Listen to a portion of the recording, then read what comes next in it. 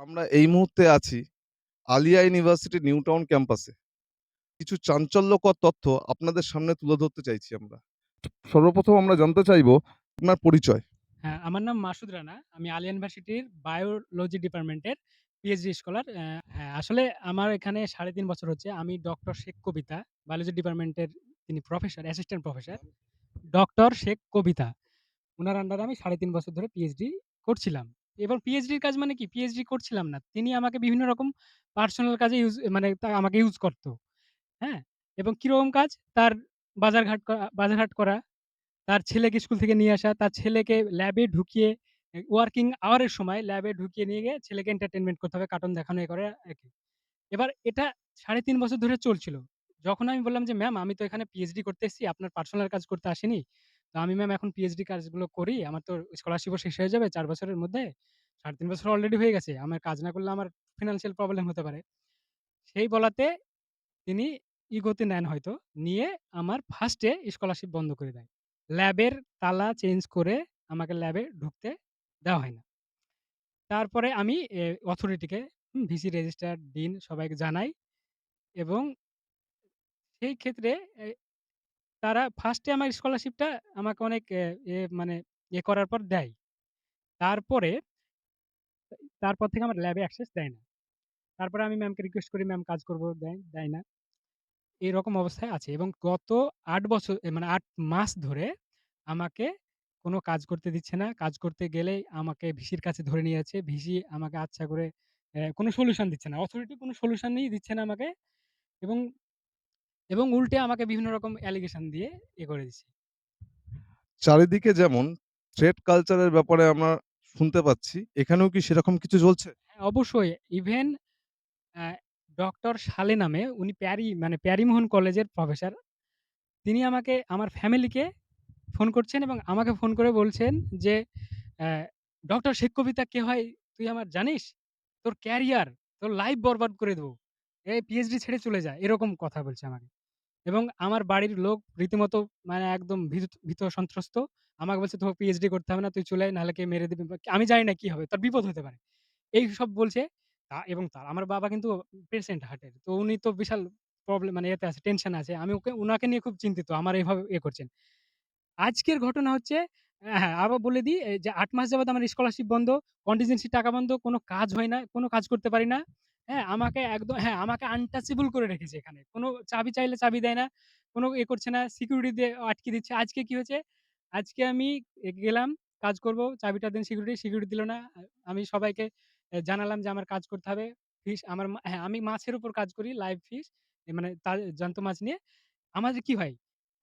১৫ দিন পর ডেটা তুলতে হয়। এবার আজকে সে ডেট। আজকে পুজো ভ্যাকেশন হয়ে গেছে কিন্তু আমাদের কোনো রিসার্চ স্কলার কোনো ছুটি নেই।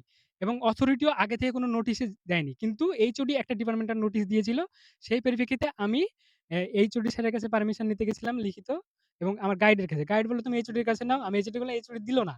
তারপরে আমি তাদেরকে তক্ষুনি ইমেইল করি সেদিনই। ঠিক একদম রীতিমতো তাদের টাইমের মধ্যেই। তারপরেও তারা আমাকে কোনো পারমিশন দিচ্ছে না কাজ করতে। পারমিশন ঠিক না মানে আমাকে ল্যাবে ঢুকতে দিতে যাচ্ছে না। এবার আমার লাইভ আমি তো তাজা মাছ নিয়ে কাজ করি। ওদের স্যাম্পল গুলো ১৫ দিন পর তুলতে হয়। আজকে সে ডেট। আজকে যদি না তুলি তাহলে আমার অ্যা পুরো স্যাম্পল হয়ে যাবে। আমার ৩.৫ বছরের কষ্ট করা কাজ বরবাদ হয়ে যাবে। সেইজন্য আমি আজকে মিডিয়ার সম্মুখীন হতে বাধ্য হয়েছি। ৮ বস এ দীর্ঘ ৮ মাস যাবৎ এই সাফারিং করা হ্যারাসমেন্ট এর শিকার হই। চরম হ্যারাসমেন্ট। আলিয়া ইউনিভার্সিটি তৈরি হয়েছে মানুষকে তৈরি করার জন্য, মাইনরিটির জন্য। কিন্তু এখানে কি হচ্ছে? মাইনরিটি স্টুডেন্টদের ট্যালেন্টেড স্টুডেন্টকে নিয়ে মানে ওদের পার্সোনাল কাজে ইউজ করছে। ৮-৯ বছর ধরে রেখে দিচ্ছে।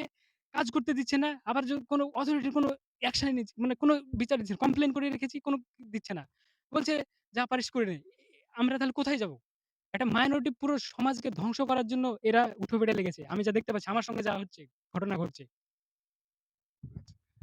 আরেক স্টুডেন্টের সঙ্গে আমরা কথা বলে নেব যে বর্তমানে আলিয়া ইউনিভার্সিটির বর্তমান পরিস্থিতি নিয়ে। আমার নাম মিলাদুন্নবী। আমি এখানকার স্টুডেন্ট। আলিয়া বিশ্ববিদ্যালয়ে কি পরিমাণ অরাজকতা চলছে, আপনারা মাসুদদার ইন্টারভিউ নিলেন। সেখান থেকে কিছুটা বুঝতে পারলেন তো? এখানে মানে পুরোপুরি অথরিটি নিজেদের নিয়ন্ত্রণে বিশ্ববিদ্যালয়টাকে রাখতে চাইছে। কিন্তু একটা এই বিশ্ববিদ্যালয় হবে ছাত্রছাত্রীদের স্বার্থে, ছাত্রছাত্রীদের জন্য। এখানে অথরিটি নিজের কাজে ইউজ করতে পারে না। অথরিটি নিজেদের মতো করে কিরকমভাবে করছে? হোস্টেলের লিস্ট বেরোচ্ছে। এখানে বেশিরভাগ ছাত্রছাত্রী যারা পড়াশোনা করতে আসে, তারা এক্কেবারে নিম্ন মধ্যবিত্ত পরিবার থেকে উঠে আসে। তাদেরকে এখানে কি করা হয়? হোস্টেল লিস্ট তৈরি হবে। নিজেদের মন মতো করে হোস্টেল লিস্ট তৈরি করা হয়। তারপর এখানে আপনার স্কলারশিপ সেকশনে একই রকম কাজ। ল্যাব, লাইব্রেরি যা ইচ্ছে তাই অবস্থা। ডিপার্টমেন্টাল স্যারগুলো সবকিছু তাদের নিজেদের মতো করে ব্যবহার করছে।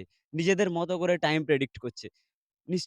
এখানে বোঝা যাচ্ছে যে তারা এখানে নিজেদের কাজ ছাড়া কিছু করতে আসেনি। ছাত্রছাত্রীদের জন্য তারা একেবারেই ভাবতে চায় না। নিজেদের মতো করে ভাবতে চাইছে। এখানে না আছে কোনো স্টুডেন্ট ইলেকশন মানে স্টুডেন্ট ইউনিয়ন নেই। সুতরাং অথরিটি যারা আছেন তারা বেশিরভাগটাই অ্যাক্টিং। সুতরাং তারা কি করতে চাইছে? নিজেরা কিভাবে তাদের প্রমোশন করবে সেই চিন্তায় তারা সারাদিন মগ্ন থাকছে। স্টুডেন্টদের পড়াবে কখন তারা? এখানকার পরিবেশ একেবারে বাজে হয়ে গেছে। যা ইচ্ছে তাই অবস্থা। না ঠিকঠাক মেইনটেন্যান্স হচ্ছে। মেইনটেন্যান্স হলে লাইট কিরকমভাবে লাগাচ্ছে হিসাবপত্র দেওয়া তো দূরের কথা। কখনো বলে দিচ্ছে একেকটা লাইট লাগাতে ১,০০,০০,০০০ ১,৫০,০০,০০০ টাকা খরচা। যেটা একেবারে পসিবল না। খাবার একেবারে যা ইচ্ছে তাই অবস্থা। সিকিউরিটি গার্ড যারা আছেন তাদেরকেও ঠিকঠাক বেতন দেওয়া হয় না। বেতন দেওয়া হয় না এটা বললাম তার কারণ হচ্ছে তারা তাদের ক্ষোভগুলো আমাদেরকে জানায়। আমাদের কিছু করার নেই। এখানে এমন কোন টিচার আছে যারা একটু সদিচ্ছা নিয়ে পড়াতে চায়, তাদেরকে সাইড করে দেওয়া হয়। আর আপনারা মাসুদদার যে ঘটনাটা শুনলেন, এই ঘটনাটা সত্যি, এই ঘটনার সাক্ষী আমরা সবাই আছি।